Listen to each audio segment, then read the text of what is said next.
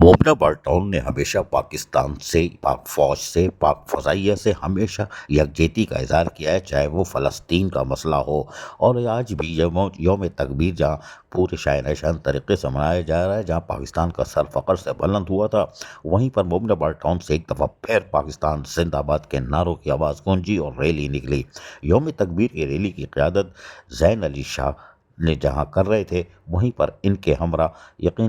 بلدیہ عظمیٰ کراچی، جی ہاں، اس کے پارلیمانی لیڈر اسد امان اللہ بھی موجود تھے، اور یہ ریلی جو تھی وہ یقینی طور پر ٹاؤن آفس سے روانہ ہوئی اور ایس ایس پی آفس پر جا کے اختتام پذیر ہوئی، واپس بھی کیمپ آفس آئی، یعنی ریلی شاہراہوں پر گشت کرتی دکھائی دے رہی تھی۔ ریلی کے اندر یونین کونسلز کے چیئرمین، وائس چیئرمین، بلدیاتی نمائندگان، Akhtar Harmain, director education Ayub Jaswani, town افسران و ملازمین، عوام کی کثیر تعداد نے ریلی میں شرکت کی۔ ریلی کے شرکاء سے سید زین علی شاہ نے خطاب کرتے ہوئے کہا کہ 28 مئی ملک کو ناقابل تسخیر بنانے کا دن ہے۔ یوم تکبیر سیاسی دفاعی قوتوں کے اس ملک کے دفاع کو مضبوط تر بنانے کی یاد دلاتی ہے۔ یوم تکبیر بیرونی اور اندرونی دشمنوں کے ناپاک عزائم کو ہمیشہ ناکام بنانے کے عہد کی تجدید کا دن ہے۔ اسد امان اللہ نے کہا کہ 28 مئی یوم تکبیر اس وقت کے وزیر اعظم اور پاک فوج کو خراج تحسین پیش کرنے کا دن ہے۔ اس دن ہمارے ذوالفقار علی بھٹو کو پاکستان کا ایٹمی پروگرام شروع کرنے پر ہم خراج تحسین پیش کرتے ہیں۔